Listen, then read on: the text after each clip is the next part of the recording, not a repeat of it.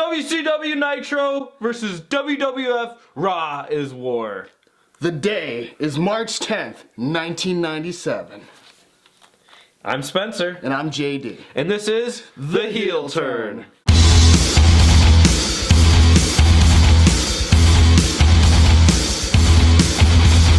Start things off, we're gonna hit Nitro real quick. Speaking of Nitro, we got High Voltage versus Jeff Jarrett and Mongo. What kind of... But before that, we got two things. Oh, just two real quick things. Rodman is going to be on the show later. Oh, my. Dennis Rodman. And then At the height of his popularity. And Roddy Piper comes out of a limo. Yeah. Okay.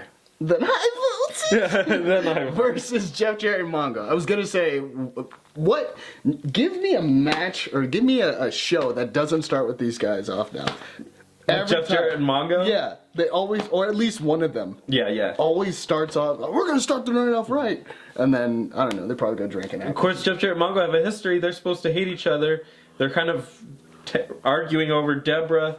Deborah has cost Mongo a couple matches with that briefcase. Probably like 4 at this point. Yeah, Deborah and Jeff Jarrett in tandem sometimes. Yeah, it's didn't show up in this match at all. Yeah, no, they're best friends. They high-fived. They did their secret handshake. You could tell they were adding each other on Facebook, so it's weird. Yeah. Back in '97. So Mongo comes out with Battling Chaos first, which I first said was the blonde guy. But luckily, these guys, they write their names on their pants, so yeah, it pays. Just like grunge and rock. We'll hear more from them later. Yeah. Anyway, Mongo starts off. You already know how this goes. Mongo comes in. He's got to be like the, this is my house kind of guy. He blows his load a little bit prematurely. Does his signature moves. Tags in Jeff. I didn't know he had this signature move that he hits later, though. What? We'll talk. Tags in Jeff at that point. Jeff takes a little bit of a beating. Sort of. Let's see here. Yeah, with Rage in, he's pretty much, by the way, it's Chaos and Rage. Don't cut yourself on the edge. Is working Jeff Jarrett, tags in Chaos, who's also working Jeff. And then in a surprising turn of events, you'll never guess what happens. What? Mongo comes back. And you think he's ran out of all his moves? He's not a one-hitter quitter. He's a 3-hitter quitter. Yeah, so what does he do? He hits a tombstone pile driver. If there's one person in the industry I don't want to see use a tombstone pile driver, it's Mongo McMichael. But you forgot, he also hits a neck breaker too, which actually didn't look terrible. Okay. He doesn't normally do it. So he's trying to be like, alright, if I'm going to invest in this company, I need to make sure I'm doing moves that look legit. My notes were, Mongo hits tombstone for win. Don't do that, Mongo. It's definitely scary, but he gets the 3 count off of it. And to be fair, most tombstones are scary. The only person that really didn't hurt anybody or anything like that we know of was Undertaker. Well, probably Kane. Yeah, Kane, yeah. But he has the muscle to back it up. With the rookie status that Mongo has, I would not trust him to do it. Dude, not at all. Luckily, no one died. Thank God. This time. Roddy Piper then comes out with his Nobody crew.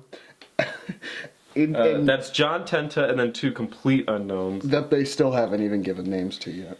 No, they're dressed like Greek gods, but with shirts on. Yeah. They've got some weird sort of like sash gimmick thing going on. Roddy Piper says some comment about, what does he say, something? And then he goes, uncensored. Well, first, he makes a joke about the girls there, which escapes me, and then he goes, uncensored! And then he goes, that's the pay-per-view. Howard Stern has criticized me. I'm upset about that. Uncensored! Yeah. I shit you not. You can go back and watch that. It's ridiculous. It's very cringy. Yeah. In fact, I was literally starting to curl up in the couch. Roddy Piper says... Oh, he also says, he calls out... Were you going to talk about Rodman? Yeah. Okay, yeah. Rodman has tattoo parts, while Roddy Piper has metal parts. And he says, don't pinch my buns. Ugh. What the fuck does that mean? Who are you? And then Roddy starts coming after WWF. out of nowhere. Like, I mean, it could have been anything, really. Could have been WWE, WWC, WWG. Oh, but they censored the F. They censored the No, F. was that on WCW's side or was that on WWF's? Because we're watching it on the network. we're watching it on the network. I assume that's on WCW's side because They're not trying WWF to. wasn't censoring it on their own show. They weren't, but maybe they're trying to keep the names out of the mouth of another company That they now own? that they now own. I don't. Doesn't make sense. You're right. But they do a lot I of guess it was things that don't make WCW. sense. I guess it was WCW or something. Well, he calls him out. He says, we don't. So WWF apparently said we have no one-hip wrestlers on our roster. And then, Just like that, by the way. and then Roddy turned it around on him and said, yeah, you have no one hip on your roster. Ooh. That's fire. Isn't it? Yes. He also just complains, really. He is Bret Hart of WCW right now, if we're pulling the complaining thing. Yep. Where he's pretty much just going like, and I'm upset about the critics and all that stuff. Probably because you had a shitty match. If I'm being honest, with the shitty wrestler. I'm sorry, you Hulkamaniacs. He's washed up. Thank God the Four Horsemen come out. I literally wrote, thank fuck. First, Arn comes out. Arn is talking with Roddy Piper. And it's nice to hear Arn again, because he's pretty much phasing out at this point. Yeah. But I just really like, seeing the guy. He's got a good look, that dad look, He had denim on denim, so denim, denim, denim. And then everyone's favorite. And literally made Roddy Piper a great character. Yeah. Ric Flair. The champ. Well, AA says that the job for this whole, fight... Okay, so the backstory here is that Roddy Piper's group is going to take on The NWO. the NWO's group at Uncensored. I do not know the rules for this match. There are no rules. It's uncensored. There's 50,000 stipulations going in here. We're just gonna outline it on the pay-per-view part because I'm sure they'll go over. We didn't it. do it. Yeah. We'll just take notes, what exactly. But there's a whole lot of shit going on. But AA says this job is for professionals, not amateurs, saying that the people on Roddy's team are a bunch of amateurs. Flair is Flair. I wrote that here. We know what that means. Flair wants to team up. He wants their group to be with their group. He then begins to have a seizure, but maintains his balance. Well, I think the only reason he didn't die was because Roddy Piper. I don't know why I said DDP. Roddy Piper sucked up some of that spazzing out, and they both spazzed out against each other. Pretty much kept their balance together. Literally, Ric Flair throws his coat in the air, and that was supposed to be it. Because he's that pumped. Yeah. Roddy literally grabs it out of the air and is like, I'm gonna put this shit on. I'm gonna put on this coat of his. And then that's when they begin spazzing together. I think he got the Ric Flair juice in that coat. They were just and I think it was supposed to be Rick was saying yes, but obviously he's and then Roddy Piper's supposed to be saying no. It was the weirdest. But when you can't control your motor functions, things tend to get mistranslated. Yeah. So as a result, he goes, "Hey man, let's." I said Rick outdoes himself. He's more Rick he's more Flair than he's ever been flared. He propositions, "Hey man, like Arn's saying, let's work together," and he agrees. But after saying these guys are my family, you don't even know two of their names. Yeah, I don't know two of them. No one knows two of their names. They don't know their own names. They're like, I'm the guy with the beard, and I'm that other one. I swear John Tena just looks like Little John. Like in the East Side Boys? No. From Robin Hood. From Robin Hood. God. Looks like a Little John type. That hits. Which Robin Hood was on WCW after, wasn't it? There you go. A couple times. Right on target. Look at you. You're killing it. Anyway. Big bucks. Moving over, we got Squire Dave Taylor, who has, I believe, permanently changed his look. Thank God. Instead of looking like a loser, Wasn't he looking like almost Like Safari guy? He was a jockey. Jockey. Okay. Yeah. I knew it was like that hat and the tights and stuff like that. He probably ripped one night, and they're like, you know what, we gotta take this a different direction. So they gave him a traditional look, had him cut a promo as they were getting ready to come out versus Prince Ayukea. Yeah. And he doesn't know what accent he wants, I guess. Went from Scottish to Spanish. Whatever. No telling. Yeah. It's a match. Yeah. Roll-up pin for Prince Ikea. I think it's for the TV title. They don't do the graphics that tell you if it's for a title or not, so I have no idea. I would think if he's in the match, it's gotta be. Like, he's like, they might be pushing that, you know, the 24/7 title that they had? They might be pushing the stipulation of anytime you have a match, it is for the title kind of thing. That works. Because that's what Regal was pushing. So maybe they're all like, hey, you know what? It's now set in stone because that made those matches really interesting. NWO shows up in a WCW Hummer. Thanks, brothers! The last one broke down. Someone falls to the ground. It's M. Wall Street. Who did it? They never ask again. Yeah, and literally they come to the stage. I don't even know if he was there later on. That's how much of a presence M. Wall Street does not have in the company. Next we get Jim Powers. No, hold on. I just realized something else. You know, no one even knew he fell down. It was someone from the audience, the crowd that saw them come out, that yelled it. Yeah. And then when it goes on, he turns around and like, oh shit.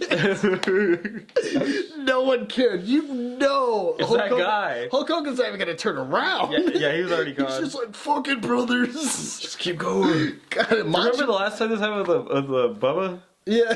And like everyone was like, who did it? Who caused it? Like, let's take the whole Nitro to figure out who did it. They didn't even solve it. They carried over to the next one. Nowadays, like literally like a month later, the same thing happens. They're like, fuck it. It's on Wall Street. Just keep going, guys. Just keep moving. We'll send one of our other jobbers back to pick him up. Yeah. The worst part about all of this is DDP, when it happened that time, pretty much incriminated himself. I don't think he did it, but he was like, you know it wasn't me. It's like, I didn't even ask any questions yet. Yeah. DDP, what do you think about your next match? You think I killed that guy? No way. Blood on his hands, wiping him off on his jeans. This is pain. I've been painting my house. I'm ready for my next match. Come on, let's get it going. What a champion. Anyway, go ahead. Jim Powers with Teddy Long versus Eddie Guerrero. It's a match. You have to talk about this one because I had to step out. Dean Malenko's on commentary. If I'm being honest, this is probably a better space for Dean than cutting promos. Because he's pissed off, recently divorced, Michelle, and is so much of a, like, because he doesn't need to worry about his facial or anything like that, and he can bounce off other people. Yeah. It makes better sense for him to be a commentator in that sense, and he actually does a good job. It's actually not bad. He's just talking about how he's a different person. Eddie Guerrero, we used to have these matches, and he does bunch of comparisons between them throughout the match. Cool. All right. There's a couple of almost 3 counts on Eddie. He does this one bit that I always like seeing. When they go to lift him up, he breaks free and then hits him with a drop kick. Yeah. I always like seeing that because he gets a lot of air on those. Eddie's good at that. Ray's good at that. Yeah. Well, I mean, Ray has no choice but to be good. He's like a buck. A buck. That's it. Eddie Guerrero pulls Powers towards the end of the match. Pulls Powers into Teddy Long, who was trying to interfere or at least get the ref's attention. Pulls them into each other. They headbutt. Eddie gets the 3 count on it as a result. And then begins to cut a scathing promo. Were you there for that? Yes. Okay. He says you think I've changed? Well, who's the one that's punching and okay, I love this. He says, who's the one that's been punching, kicking, and choking uncharacteristically? You might want to look at your buddy Chris Jericho or Chris Benoit on that one, man. Like who would say that in a promo? Uncharacteristically. It's not becoming of him, really. That's like something you would write in like an article about them. Dean's been punching and kicking and choking uncharacteristically lately, but he just said it in the middle of a scathing promo. And Dean felt it. Oh, that is uncharacteristic. The divorce is taking its toll on me. Ah. And then he says, everybody tells me I've been changing. Well, I'm going to win. I don't know. Yeah, you have been changing. You've actually cheated your last 2 matches, I think. So, it's all good. I guess he's been lying, cheating, and stealing. More on that one later. Sergeant... Take it away, Future S. Sergeant Craig... Oh my god, that's an excellent segue. Sergeant Craig Pittman versus DDP. DDP hits a weird leg drop. There's an ugly belly to back suplex. And then DDP wins, of course, with the diamond cutter. It's a running diamond cutter, kind of like Randy Orton does it sometimes. I don't know who that is. But anyway. From there, DDP makes his way over to Mean Gene. Well, Mean Gene makes his way to DDP, I should say. And then he begins to cut a promo on Macho Man, who I believe is going to be his match for Uncensored. Very awkwardly, the lights go out. Yes. Someone can pay their bills. DDP continues the promo, and we kind of... You see little inklings of what it will be when the lights come back on. Let's point out... and then he gets ready to walk away. Yeah. And they're like, hey, come on back. No. But they actually went to 2 commercial breaks to fix the issue. Yeah. And you could see, like, when they're doing the flyby, there's people in the back just running. We gotta turn this shit back on. Yeah. What the fuck happened? They get it back on and they're like, all right, DDP, just give us footnotes on this one. We gotta move on. And he's like, hey, Macho Man, we're gonna fight. And then he humps himself. And then self-high-fives himself and then steals more Nirvana songs. And that's how it goes. This time we're doing heart-shaped box. Oh, man. Moving over to our next match, right? There wasn't a promo. That was it, yeah. We get Galaxy versus Ray. I want to say this might be the worst match or one of my contenders for worst match. Just given what happens.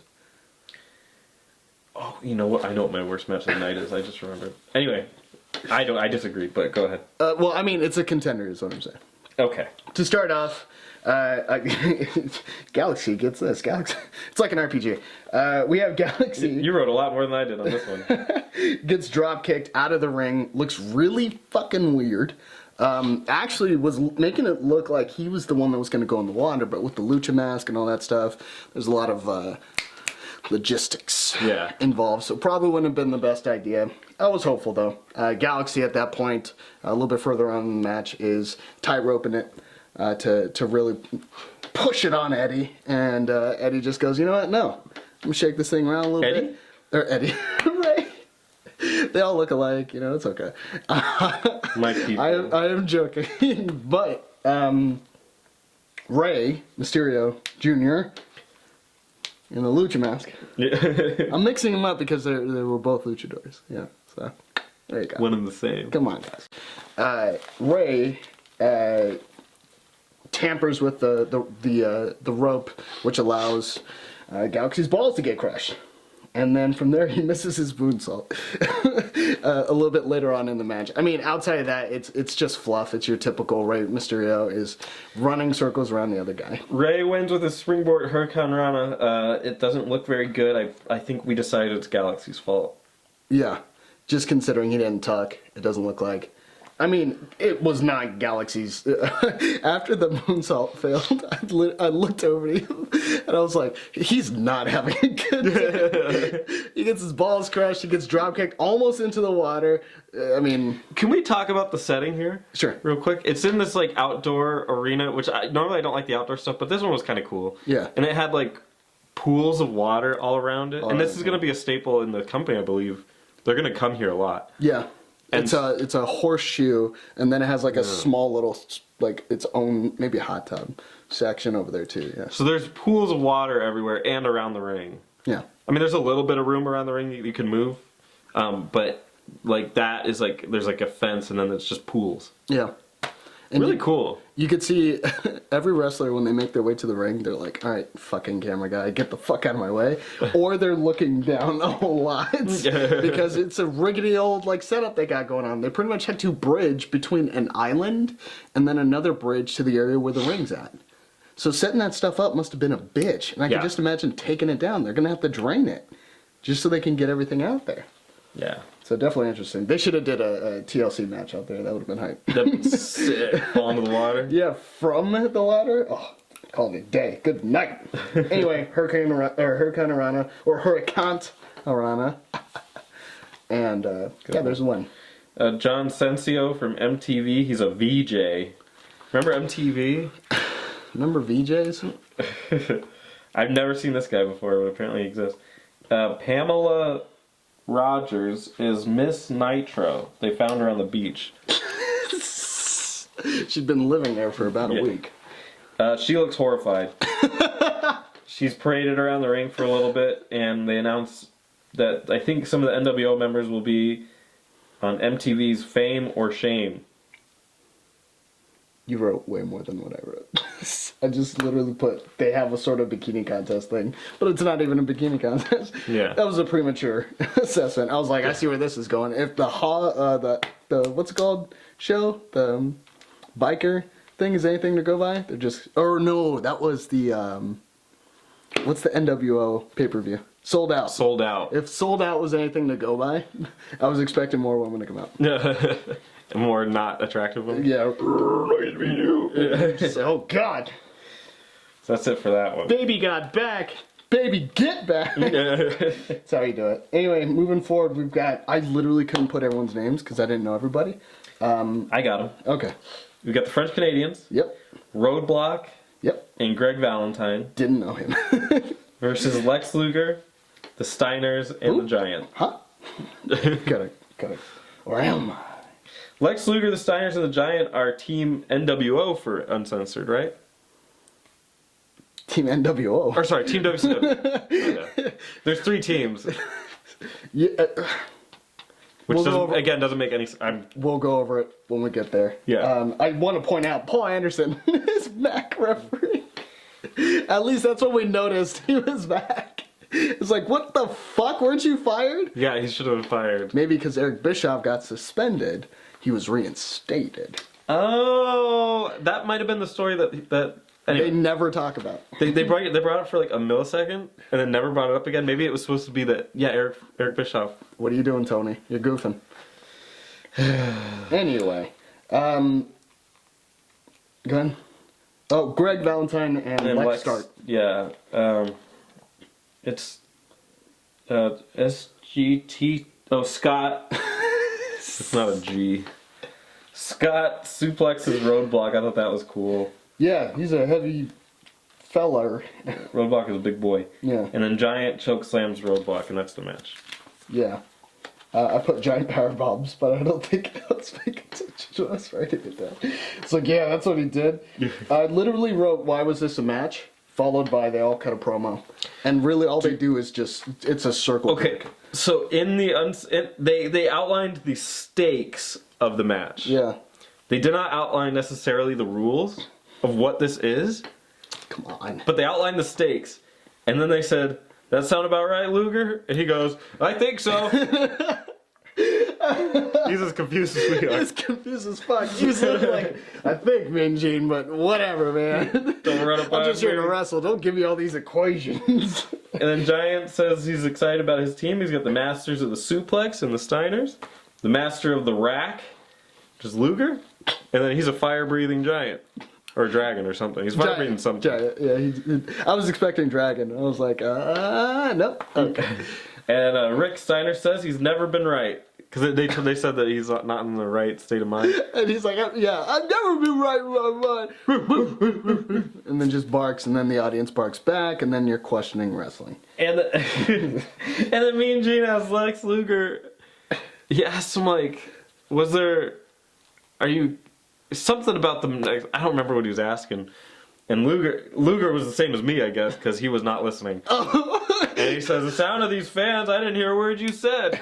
And the fans were not making any noise. Yeah, which, by the way, it's just alludes to the fact this guy was mentally not there. No. He's just like, whatever, let's get this shit over with. And I think he's asking about what his opinion of NWO is or something. And he's like, NWO is a repugnant smell. Why would you ask him that as a reporter? Like, he's building a team against them. You're like, so what do you think about... What do you think about these guys? Yeah. They're wrestling. So you're at war with this country. What do you think about the country's leader? Oh, he's a great guy. Good guy. He's a great guy. But we just have a difference on opinions, so that's why I'm sending millions of people to die. Moving to the next match, we get Juventud with the Attitude versus... I'll never do that again. Versus Ultimate Dragon with Sonny Ono. Yes. Good old-fashioned Sonny Ono. Nothing really to report home. Some semi-sloppy work. Sonny Ono kicks Juvi on the outside. It looks like it hurt more than... I've got a lot of that RPG stuff you were doing earlier. Okay. Ultimate Dragon, no sells chops. Yes. Ultimate Dragon with great torture rack backbreaker. Slingshot suplex that looked kind of ugly. Ultimate Dragon did that to... No. Juventud Guerrera did that to Ultimate Dragon, I believe. Yeah. It might have been the other way around. I can't remember. Looks sloppy, though. I didn't write who did it, so I'm just going to guess. Juvi did a front flip to the outside that looked pretty cool. That looked painful. He pretty much collapsed Ultimate Dragon in like an accordion. Crowd is dead pretty much through the whole match. That's a bummer. These guys are trying. Ultimate Dragon does a running Liger Bomb. I would have just called it a power bomb, but apparently it's called a running Liger Bomb. No, man, they're just trying to get something over that's not even true.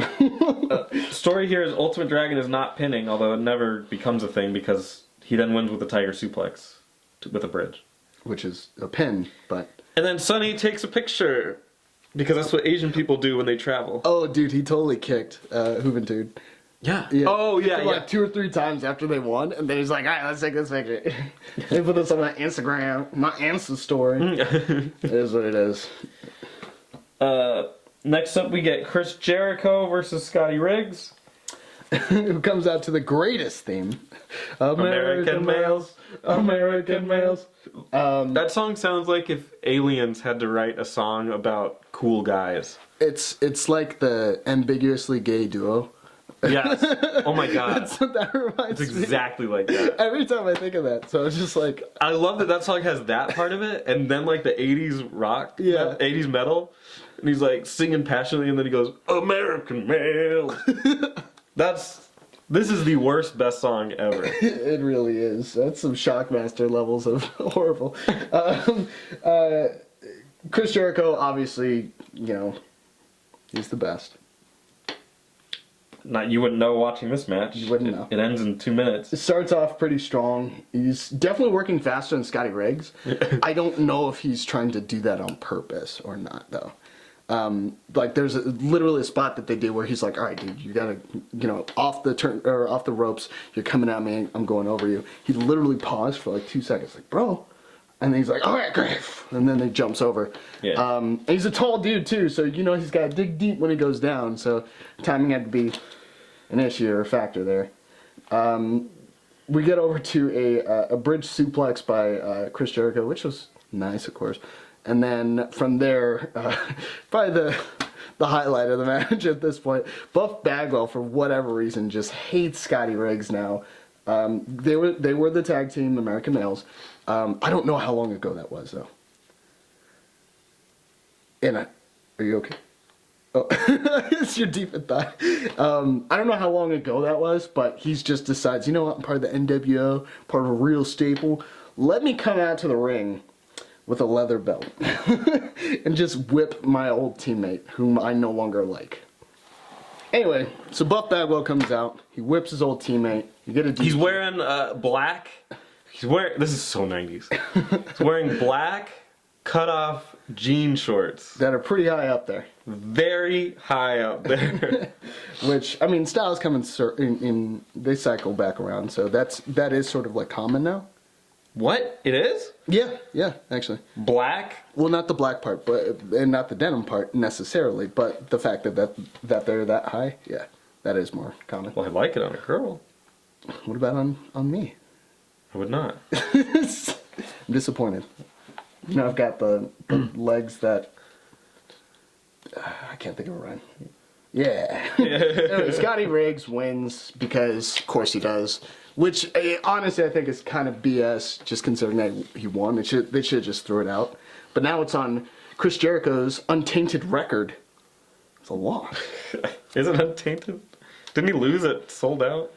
The next match we have... No, we've got a Medusa promo with Mean Gene. I was so confused because she was saying, all these women want a piece of me.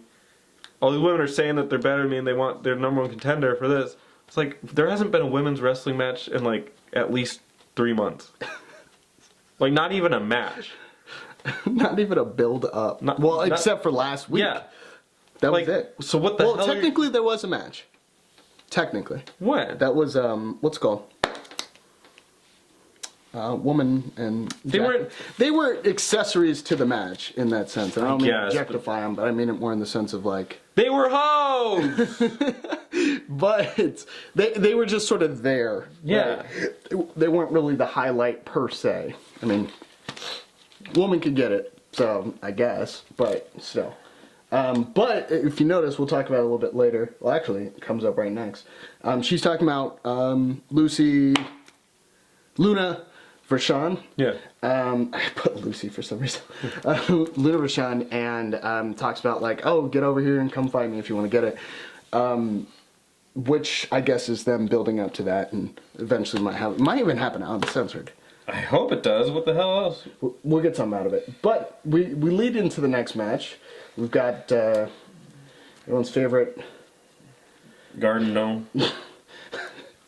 Kevin Sullivan with Jackie and with Jimmy Hart. And they're fighting Hardbody Harrison, who was formerly the Black Jobber that I put down. Yeah. So that's in bigger words. Yeah.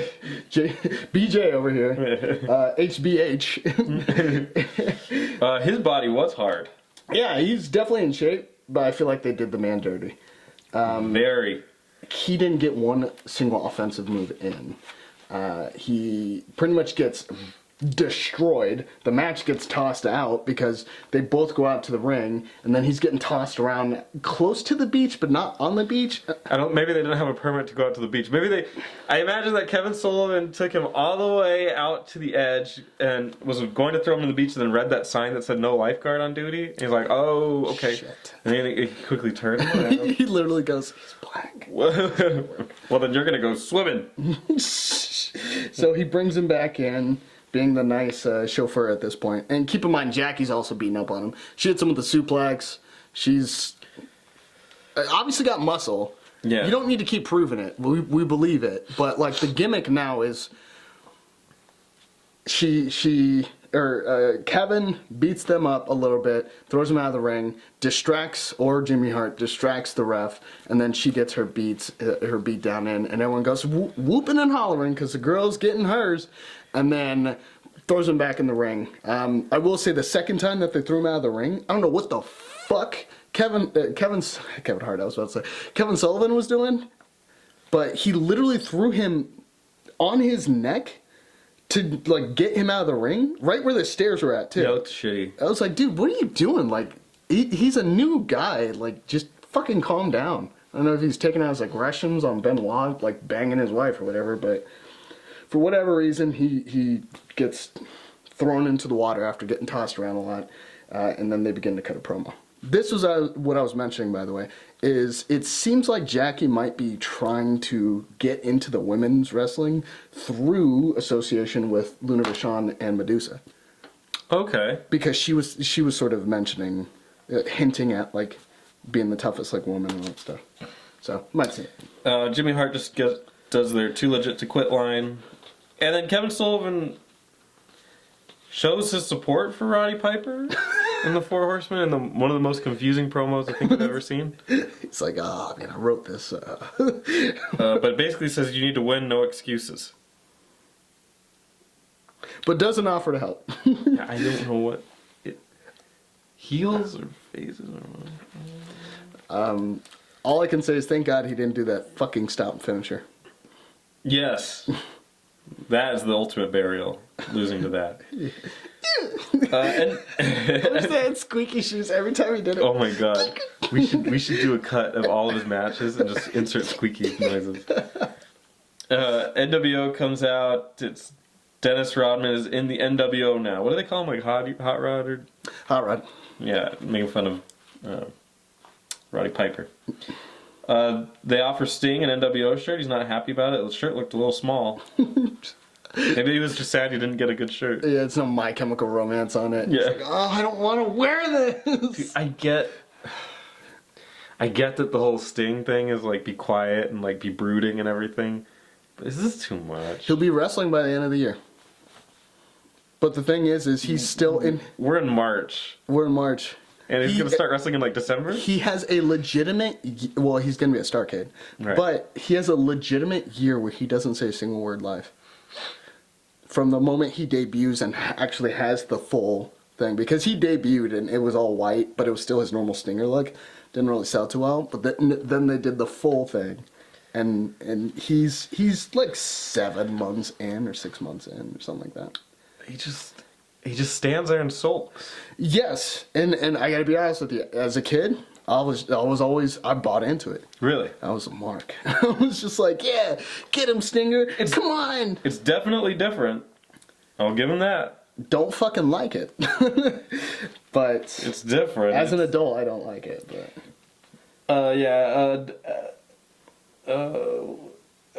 Kevin Nash. I almost did it too. Just like. Kevin Nash said he hopes that the Steiners have lost damage waivers. A lost damage waiver? yeah, LDW's liability damage waiver. It's Oh. lost damage. Well, in most places nowadays, it's not lost damage waiver. Well, he said lost damage waiver. Yeah. And then Scott Hall trashes them. And then Macho Man says, remember that guy, or they asked him, like, isn't there somebody you're facing or something? And Macho Man says he can't remember DDP's name. I forgot. It's only 3 letters. How do you're, if anything, you're dumb. You're not like this person's insignificant. You're just like, you probably don't remember what street you're on at that point. I think we're on 69th. It's like, no, we're on Broadway, all right? Oops. I forgot. He's just very cocky. My mistake. Very cocky about actually forgetting something. Yeah. That's how I'm going to be when I get older. I guess I forgot, bitch. Grandpa, it was my birthday. I guess I forgot. Are you one of my grandkids? Are you a bastard? And then we have your boys in the ultimate main event of the night. Public Enemy comes out. I literally wrote grunge is on drugs, and Rock is cringe because Rock decides to go. He raps. Grunge, rock, and rap. I'm so thankful Harlem Heat exists because they decided to interfere. Thank God, and go, we gotta stop this guy from destroying our culture. They just start wailing on him in the most... Yeah, they only beat him up because he was rapping. Yeah, right. We're cool with the way he did what? Tell me he didn't say what I think he said. Tell me he didn't do rhymes. He didn't do rhymes on time. They literally come out there and Bar. 16 bars? Really? They come out and they do the biggest like no-sell punches like ever. It's ridiculous. Like they're not even really flinching. They're just going, I hit you. Well, I hit you now. Well, now I'm gonna shoot your foot. Like, what the fuck? Well, what about the promo? Oh, also I wrote I die inside. Well, yeah. Yeah. Grunge does a promo against the Four Horsemen. Like, Ric Flair is old, and they're not even clever. It's just like, Ric Flair, you're old. Arn Anderson, you're past your prime. Benoit's dead, might as well be, because they haven't even mentioned him. Yeah, Jeff Jarrett is like rides the coattails. Riding coattails. Like, Mongo thinks he's in the NFL. Well, that might be good. Did you see his finisher? I mean... Or starter at this point. So wait, Are they? I don't even understand. They're not heels because they get cheered like crazy. They got cheered like crazy coming out. Yeah, who the fuck are we supposed to cheer for in this company? Harlem Heat. I know I'm supposed to cheer for Rey Mysterio. You can never go wrong with Harlem Heat. I know I cheer for Harlem Heat. I cheer for Rey Mysterio. Chris Jr., Jericho. Chris Jericho. Eddie Guerrero almost canceled his thing because he's like, everyone's saying I'm changing. So he's kind of out. And D. Malenko obviously is out. Lex? Yeah, I guess Lex. And the Giant at this point. And the Steiner. I guess there's some people, but it's the shades of gray on some of these characters makes no sense. Yeah, Four Horsemen especially. Yeah. They don't even know where they are. They were calling people words that we're not going to serve. Anyway. So now we're going to move over to Raw. Dude, new intro and new set and a lot of new pyro. And no one cares. No, I mean, they got a new intro. I'm not the biggest fan of it because I feel like it's trying to take the Nitro's old intro, which I'm like, you guys bend that. You don't have to do that. I actually liked the super kick to that one guy, like right at the end. I took that super kick. Or the sweet chin music just got destroyed. Yeah. But now it's gone, and I cry a little.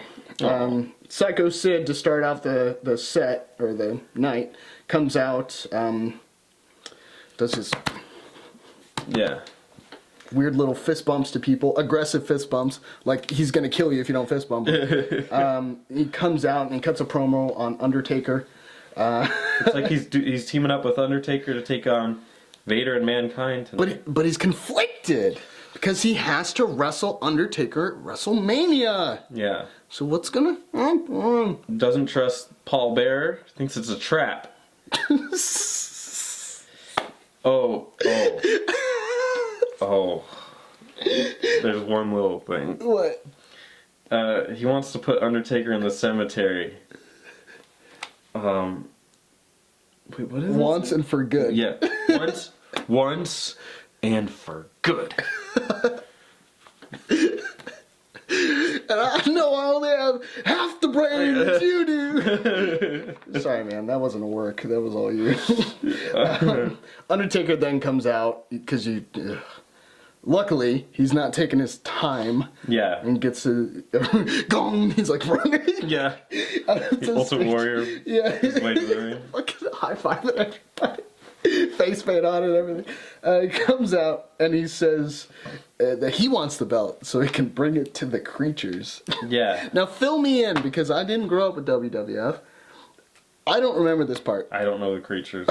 What the fuck? It always shocked me how a man who's He's gonna have creatures soon, but I don't think he has any right now. It's funny to me how a man who's unkillable, can't die, decides to wrestle in his spare time, and moreover, wants plates, just like pointless plates that have titles on them for whatever reason. He's like, I want that, and I'll do it the legal way. I'll get it. Yeah, I'll earn it. That's so, like, if I was watching back then, I'd be like, this is so hard to fucking. Well, he makes up a good point because Sid is worried that Taker's gonna want to hurt him for their match, but Taker says, if you're hurt, I can't have a match with you, so I won't get the title. And if I get hurt, then you don't have to have a match with me, and you keep your title. So why are you worried about me? And it just makes Sid kind of look like an idiot. Like, I guess you're right!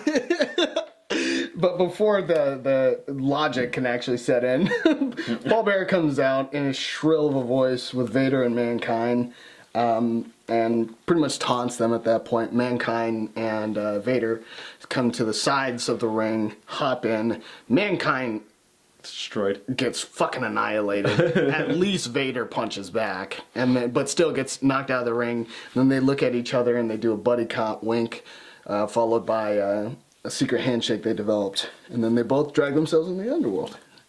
To the creatures. Yeah, or what we call a commercial break. Next we get Rocky Maivia versus Jobber. Do you know the guy's name?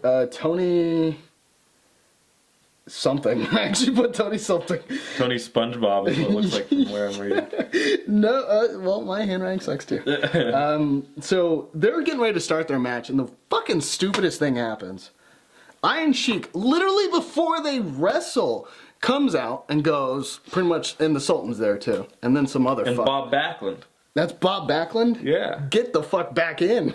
That guy is fucking annoying. Because here's why. The setting is this, so you guys can understand. They're literally getting ready to have the match. Iron Sheik comes out and he goes, my Sultan's gonna take care of you. Sultan doesn't say shit. Then he gives the mic to Bob Backlund. Bob Backlund proceeds to talk in a sense we can't really hear him. And the actual announcers are commentating on the match, or at least Vince is.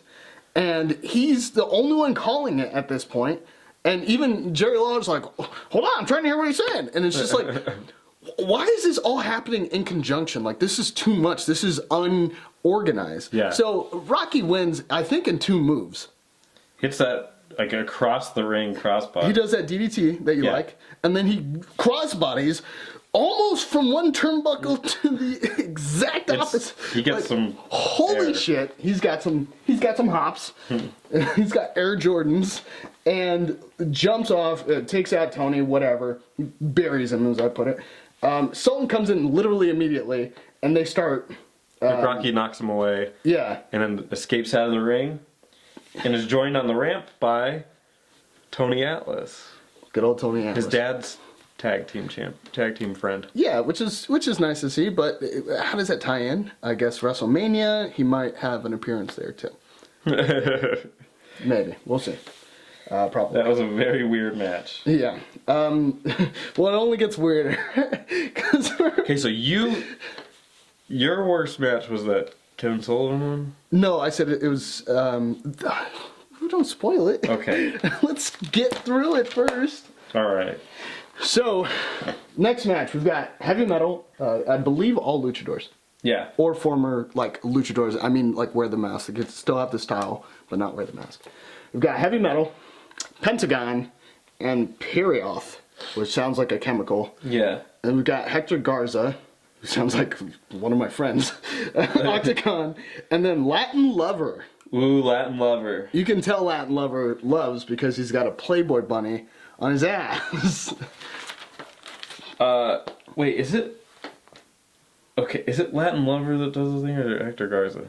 I know it's Hector Garza. It's Latin Lover. Okay. Because he had the white... Right. the white ones. So let's just call it how it is. I don't think Raw or WWF can do 3-on-3s or just big numbers. Keep it at 2 on their case. Because, and ironically, they do the Royal Rumble. You know, it's just not well designed. This is my worst match of the night. Yeah, they had, who was it? But you know what? Well, I will say this. I think the point of this match was to put something on for the audience while they just showed everything else they wanted to show. Because this is where they had China in the audience. And they're like, we're kicking her out, yada, yada, yada. And then Brian Pillman. And then Brian Pillman's like, I'm here in the WWF. Shotgun Saturdays, trying to push that, probably because no one even fucking knows it existed. Yeah. We didn't. Well, I knew it existed because they bring it up a lot. But I never and will never watch it. So more of the same is what we're looking at here at this point. It's excessive booing. There's a lot of people booing the match, which, to be honest, for good reason. A lot of these guys, I feel like, are luchadors because it hides. There's no Rey Mysterio or Juventud Guerrera in this group.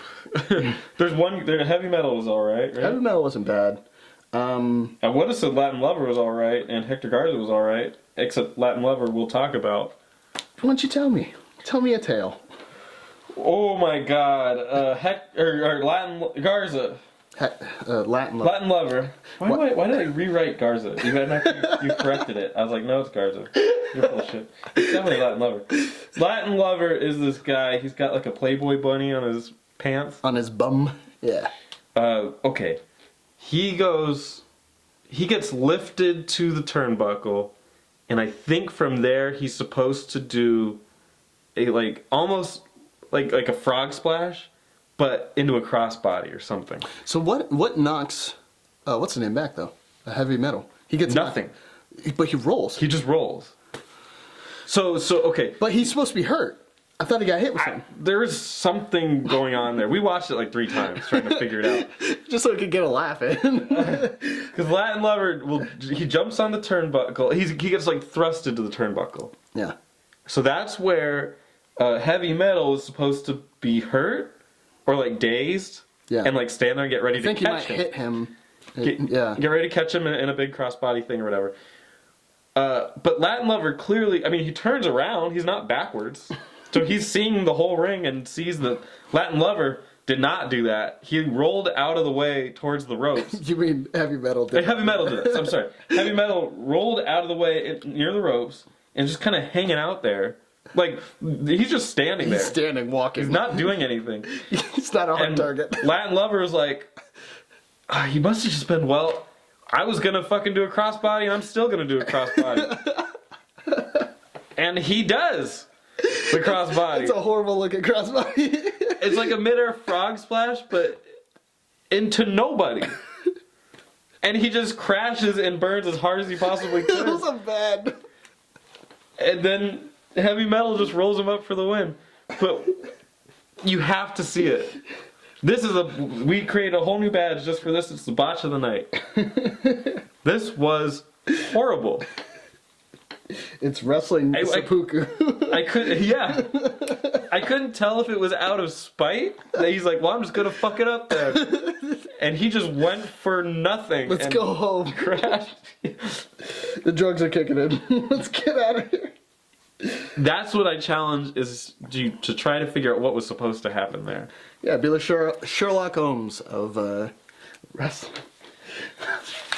Depressing, of course. We get over to the next match, which is Ahmed versus Roy Raymond, who's obviously a jobber. Yeah. And at this point, we're starting to see they're hiring a lot more people into the company, or not hiring, I should say. They're not giving them contracts. They're just like, hey, show up for today, get $150 or something like that. Wrestle this big black dude who's oiled up. And Roy Raymond's like, yeah, and use my real name too. He should have called himself like the legal left turn or something, or the wrong way or whatever. Anyway, Roadblock.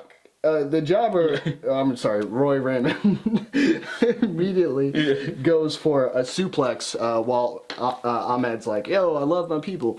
And Ahmed just like no sells it. And I think he gets stomped on like 5 times on his arm. And he's just like, if you're only listening to this, I'm just like shrugging my shoulders. There's nothing there. Yeah. And then he literally gets up. At that time, we are the nation. Bullshit. It comes out. Nation of Domination comes out. Those idiots start rapping. And then Ahmed is just like, fuck it. I still got to wrestle, though. And proceeds to... It's kind of like the Rock one. It is. Except they shut the fuck up until the match was done. So Ahmed, of course, is destroying this guy in the corner. He awkwardly throws him out of the ring, which is really weird. He hits him with the Irish whip and then like picks up one of his legs and then just goes, yeah, get out. Yeah, you get out. I was like, okay, I guess he's just throwing him out because I'm like, I don't want to wrestle you anymore. No, he brings him back in. And I was like, what the fuck are we doing? Hits him with the powerbomb. Pearl River Plunge. Oh, whatever. 3 counts of the Pearl River Plunge. Pearl River Plunge.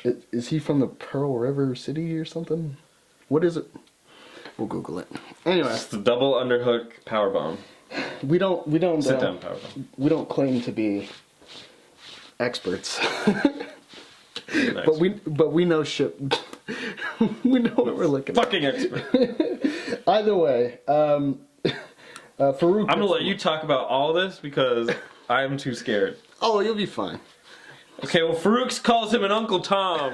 Yeah, which, if you didn't know, is a term we black folk like to say about another person of color who is maybe a little bit too favorable towards the white man, to the point of like a yes man of sorts.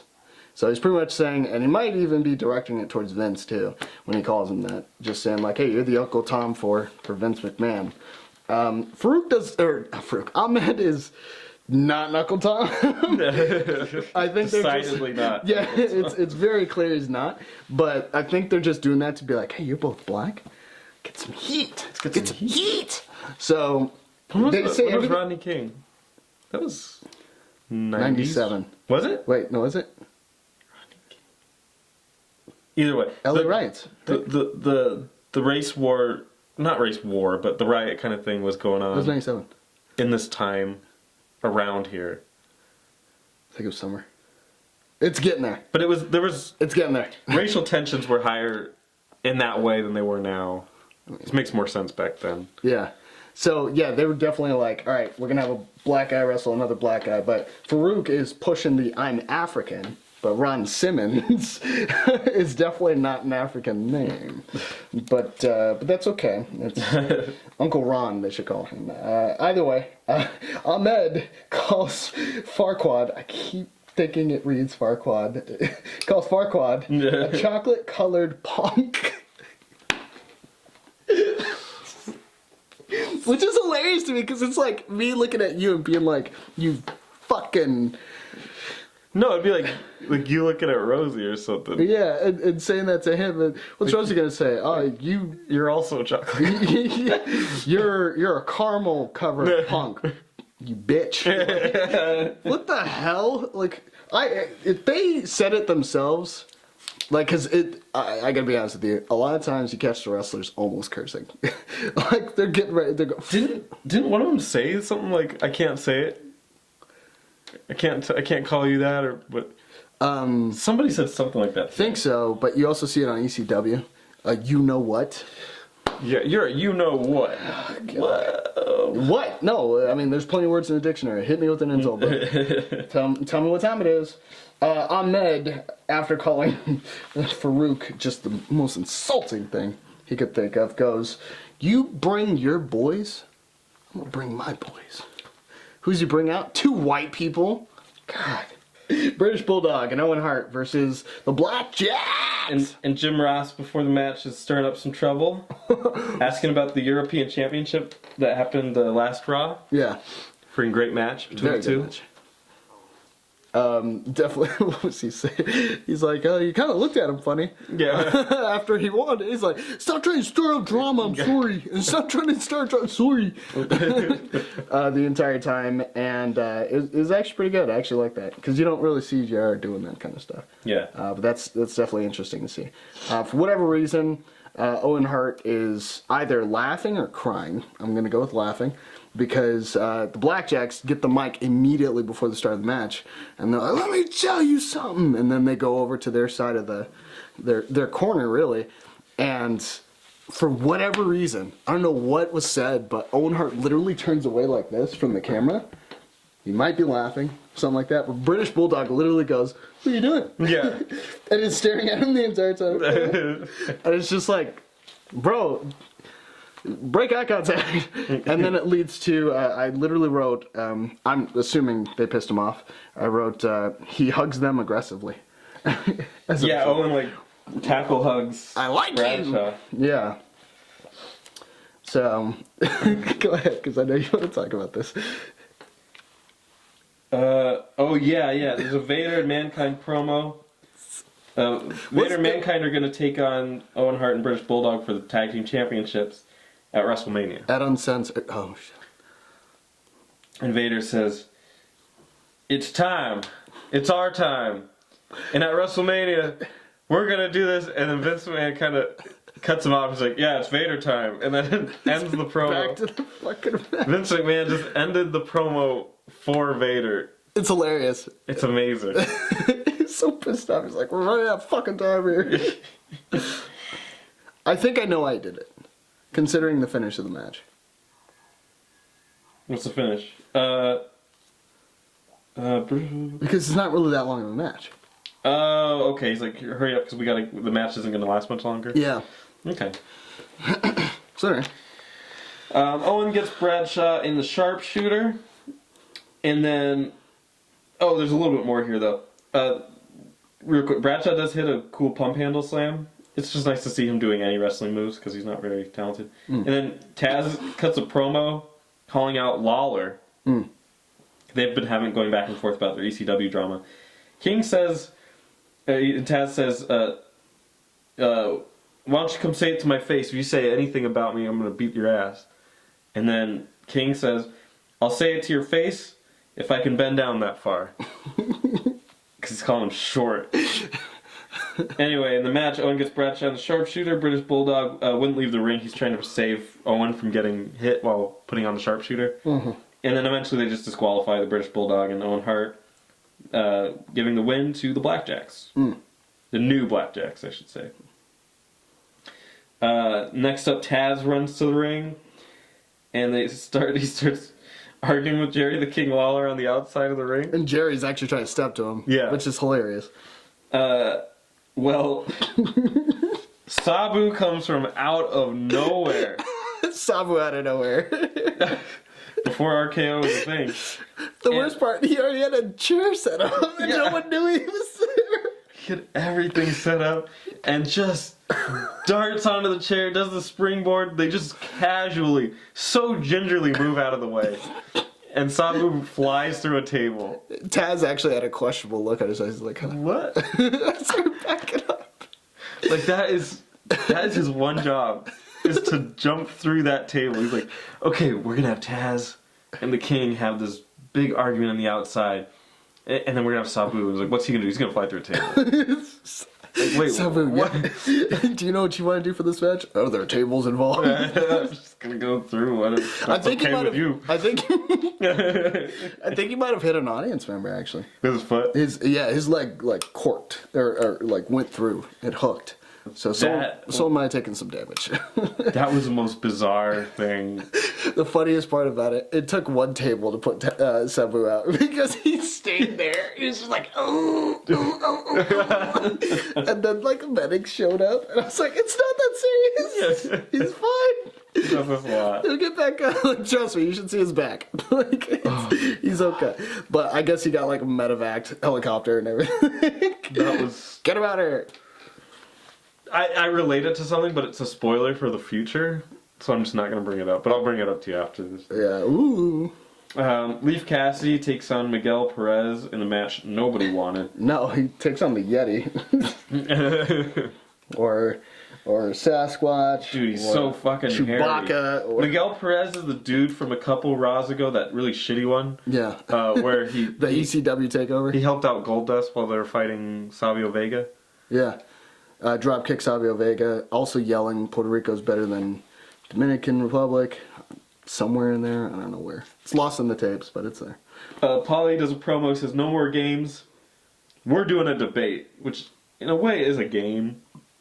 But also what really, I mean, if you look at the debate they're going to have, it's very, very stupid. But yeah. Whatever.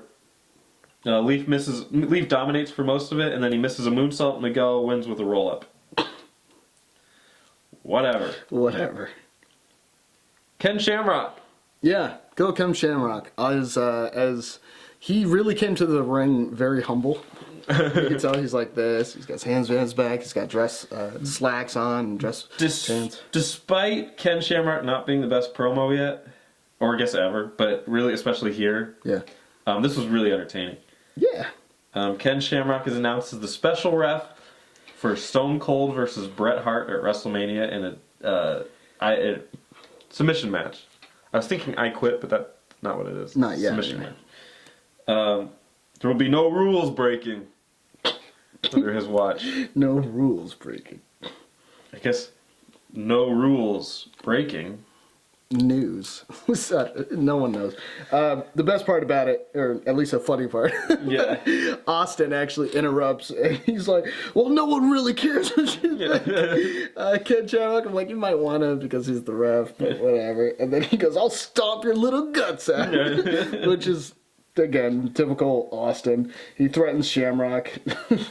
We're also prepped that Bret Hart has a cage match with Psycho Sid next week on Raw for the WWF Championship. Be an interesting set. Stone Cold hopes that he wins, obviously, because then they can turns their match into a championship match. Exactly. So good luck, Bret. Lord knows he wins.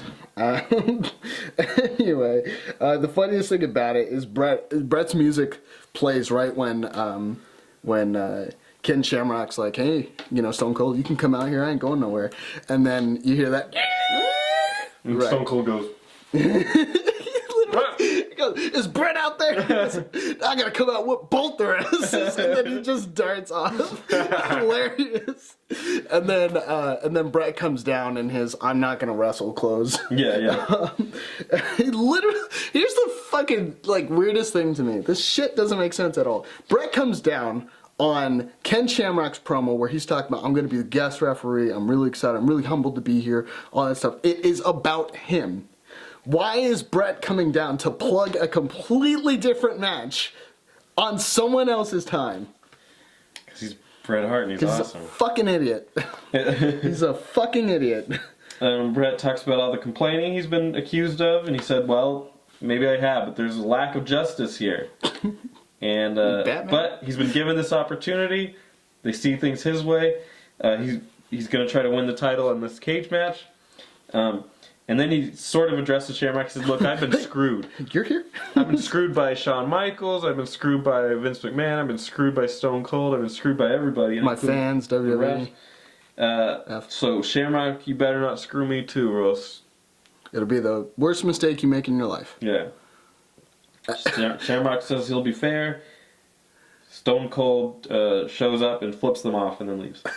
He literally flips them off, points at both of them, and then he's like, fuck it. He goes back and... Welcome to wrestling.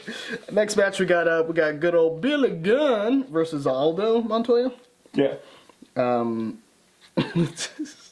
That's Hunt Man oh yeah, he shows up, and he's actually there for the rest of the night, right?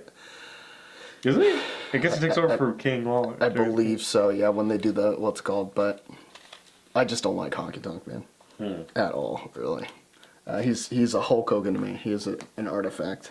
This way, something you dig up from an expedition, you're like, and blow the dust off of it. But whatever, that's fine. Aldo starts the match really upside down from the get-go. Is getting just pounded in by Billy Gunn. Billy Gunn keeps mouthing the phrase, I am the best. Yeah, I mean, he is. With really? Inhaler in hand. Yes. I am. Feels so good. Sunny promotes Shotgun Saturday as well. That's a highlight because it's Sunny and she's hot. And then undercover with Sunny. Oh yeah, she says, Vince, don't you want to be undercover with me? And then Vince's wife. And then he goes, no. What are you gonna say to that, Vince? What are you gonna say? And then he's like, I bet you Billy Gunn would want to be that way. And it's like, yeah, Billy Gunn's like 9'80", so I'm sure his legs will stick out and be dragging on the floor. And then yeah, Billy wins with a leg drop off the top rope, which he gets some distance on it too. Actually, yeah. I mean, he's a tall guy. What do you expect? The only reason why Rocky's more impressive is because he's a normal sort of average height. Rocky is... He's like 6'3" or something. 6'5". 6'5"? Yeah. No, when I hung out with him the other day. We're tight like that, you know. We're brothers. Anyway, moving on, we get over to our next bit. Mankind does a little promo. Says he doesn't need urns. He doesn't need mommy. And then he kind of like cries about how he's important. And then we get to the next match. Goldust versus who? Yellow? I wrote some guy. Some guy. You can call him Bumblebee. You can call him the Yellow Jacket. There you go. That'd be cool. Yeah. Also Marlene's there too. Let's point that out. Yes. This is going to be important here. Triple H with Chyna are literally standing there like disapproving parents of Goldust's clothing. Just like, at the top, right next to the Titantron. And it's a very quick match. Goldust wins with the curtain call. Yeah, Yellow Jacket gets just destroyed at that point. I'm calling him Yellow Jacket. Fuck it. Let's do it. At that point, he brings Marlena into the ring because he's like, I don't trust these guys around here. I don't know how Goldust, as a human being, fearing for his wife, his girl's life, yeah, right, because of what happened previously, would lose track of fucking Triple H. But he does, and both of them really. Right. Triple H is like, fuck it, off the turnbuckle behind Goldust while he's looking at Chyna, and trying to identify what she identifies as, and gets fucking belted on the back. It was a double hand, whatever that nonsense is. Yeah. Gets knocked down, and then they start just taking him on. But Marlene says, I've taken all I can take, and I ain't gonna take no more. And then so she hops in and literally starts choking out China, who looks pleased and disappointed at the same time. Yeah, like... Okay. I gotta sell this for how long? Yeah, so she's like 1 minute? Okay. grabbing onto Marlene, and thankfully it's China because, you know, China's got some strength and some women etiquette. She's like keeping her dress down too. Yeah. Because Marlene's legs are open, and she's like, I don't want to show your ass off to everybody. But at the same time, she's like, you're choking me really hard. And then they get pulled away by the refs at that point. There's a little bit of back and forth, and then Marlena slaps her. just hardcore. Yeah. The slap heard around the world. hear it. Which was actually really good. They And pushed then that. fuck, China military presses a ref and throws him into the other refs. Yeah. Like legit. China's got some guns, man. She can do it, and I believe it. That was awesome. She's got some strength. So she obviously picks him up, tosses him at that point, and then they get the hell out of the GTFO. Next up is the great debate. King versus Paul. And the question that a third grader might ask, should ECW exist? What the hell kind of question is that? That two adults would debate that question? Well, I mean, some people do. King says, a better question is, does ECW exist? Because and his argument is that nobody's watching it and they're getting the most views right now on a different TV show. And nobody's going to watch the pay-per-view. Yeah, let's preface this by saying, and I'll at least say it, I was actually looking forward to this going in because you got two great talkers going back and forth. But you have one talker and you have one yeller at the end of the day. That's another thing to consider. But go ahead. Polly says to shut up, and then they both start shooting on each other, which that shooting period of 2 to 3 minutes was good.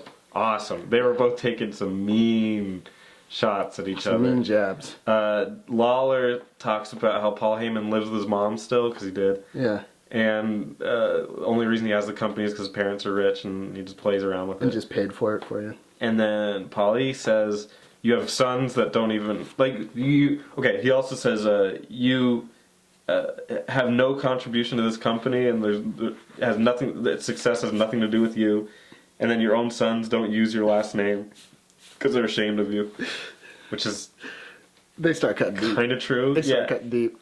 And one thing that was sort of weird, though, is all these ECW, like, mainstays start coming out. Yeah. You get Perry Saturn, pre-Perry Saturn, right? He's called something else, I would think. I don't remember. Whatever. No mop, so I don't care. And then you get what's the main guy, Black.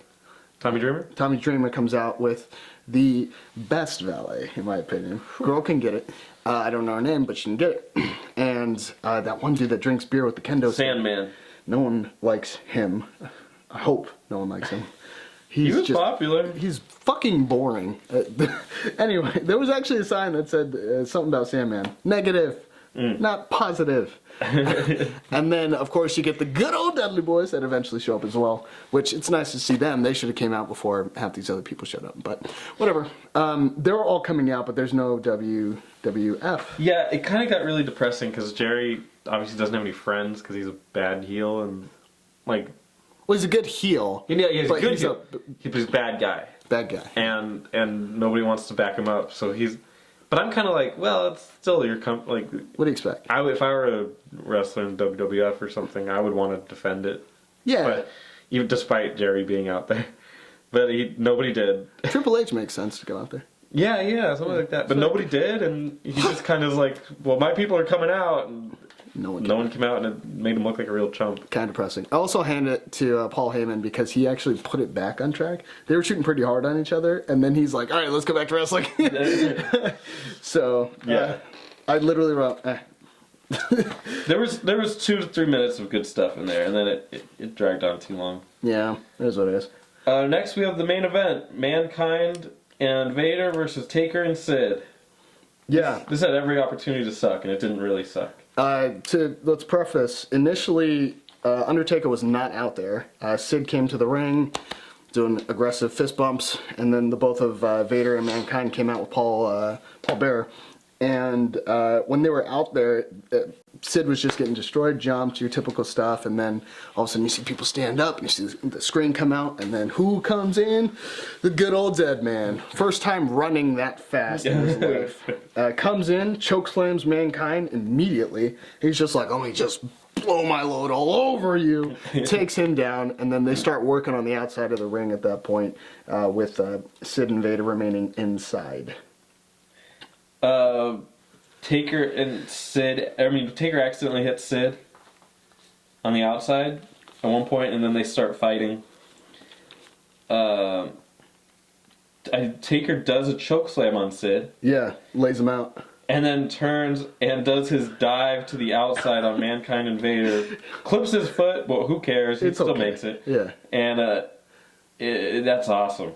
You just don't see He's that, though. huge. He covered both of them. Yeah. He just saw a shadow coming and like, shit! Taker eventually makes his way back in, and Sid powerbombs Taker for his troubles. Yeah. And then Vader pins Taker for the win. Yeah, sneaky pin. And Dude, this. well, hold on. Oh, go ahead. Sid was so upset about that pin. He literally came back right before Vader was getting ready to do his. What does he do? He drops back like that, belly to belly, and then he just pushes him right in the face. And then he's like, "Now I'm gone." Yeah, then he runs all the way back. Yeah. I said I was leaving. What I want to. This was a I don't know if it creative, but it was a great way of getting Mankind and Vader over. Yeah. They beat like the two biggest stars in the company, and then also to gain heat for Taker and Sid. Because this was actually a match, I'm going to give this my best match of Raw. Because there's not really a lot of actual true matches. There's a bunch of quick burials. Yeah, that's true. And that's it. So that's going to be my... Yeah, I think that would be safe. Yeah. I would do the same. I know we jumped the gun, but I just wanted to point that out. Bret Hart does a quick promo about their cage match. It's like 2 seconds. They're like, how'd you get that cage match? He's like, how'd I get it? Probably by complaining. by whining. It's like, you sound like a whiner, dog. But, yeah, that's the story. I bet you he goes home and complains to his wife. They don't like They me made me there. do a whining promo again. You know I'm not a whiner, right? I don't want to talk about it right now. Come on! Anyway. Alright, best show. Best show. I am going to have to give it to Raw. I would also give it to Raw. Although I like both of them. There was some interesting points. Like I've got a really weird soft spot, which sounds wrong, for Buff Bagwell. I just like seeing the guy. He's one of the guys I remember vividly growing up, and that's cool. And I always like Mongo. Mongo's just really fun. Mongo's fun. I guess my only problem with my biggest problem with it is that the Roddy Piper stuff, I'm just not buying into. I don't like any of the promos. They're on WCW right now. I don't like any of the promos. They're okay, I think, but like the Eddie Guerrero promo wasn't even good. I thought it was alright. I thought it told an interesting story because they're building into that, like he's saying that he's changing too, and like they're both changing and. I like that you don't know which one is necessarily the heel. They're gonna do a double turn? Could be. Could be. Lex, Giant, and Steiners when they did their promo. I thought it was entertaining. Didn't really care. I didn't care, but that's the thing is that whole match. I still don't even know the rules of it. They haven't explained what's going on with that match. We'll find out on the day, or we won't. Or we won't. But when the NWO comes out, that's so fucking played out at this point. I get so sick of them coming out. Let's strut and take 50 minutes to come to the stage. They're worse than Undertaker, and there's like 10 of them. Come on. They're taking longer to come to the stage than Sting is to talk. It's bad. And that's the difference between the products right now. Is you look at Raw, and Raw at least has good promos. The Ahmed Johnson Farouk thing was interesting. I'll give it to Ken Shamrock. He didn't stutter over his words or anything like that. And when He you got carried, though, especially by Stone Cold. Austin did carry him.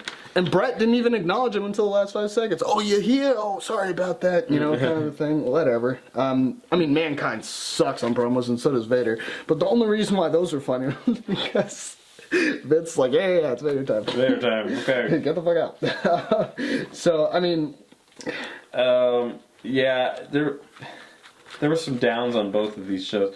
I think what we're also watching slowly happen is that the in-ring product is being shifted to pay-per-views only. Yeah. And you're getting a lot more, which I think is good. You get more build-up. You're getting more story and more character stuff on each show. That's Raw nowadays, though. Yep. Yeah. Less folk. I mean, you still get in-ring action once you watch the pay-per-views, which, luckily for us, everything's free. $10 a month, but back then it was like what, like $30 to $50. No, I think it was like 60. Something Yeah, because my dad absolutely refused to get any WCW promo, or what's it called? Pay-per-views. That was the first time I ever heard of Starrcade. Oh. So, yeah. And I was like, you gotta pay money? Dad, no, shut the fuck up. I'm already getting you Christmas gifts. Well, what was your match of the night? The Vader Mankind. Sid and I guess I'll take that. I don't think any of them were particularly outstanding. But that's the problem. That's what we got. It was the most hype one. I was like, yeah, it was like, oh, look at that. Right. Shit's going down. I mean, you can't always expect lightning to strike twice. Dude, what? Look at the endings of these two shows.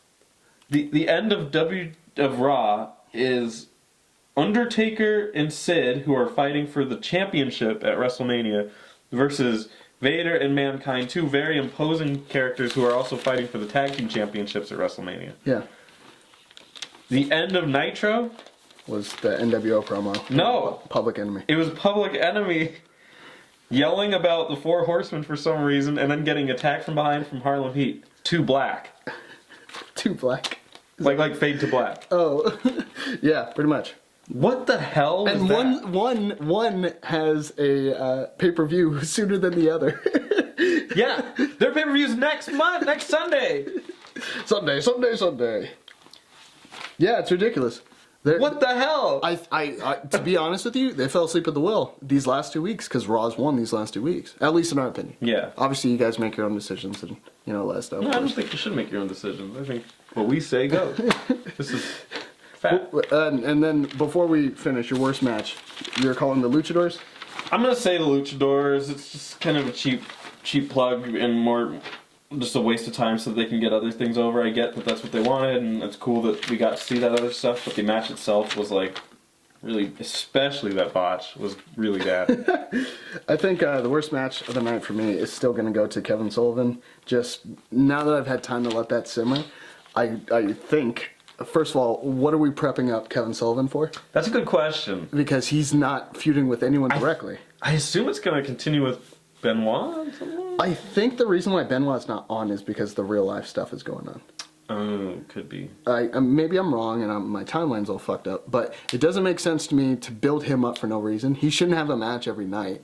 Yeah. If Harlem Heat's not getting a match every fucking night. And they're great. God damn it. I agree. Fuck. Well, thanks for joining us. I'm Spencer. And JD. This is The Heel Turn.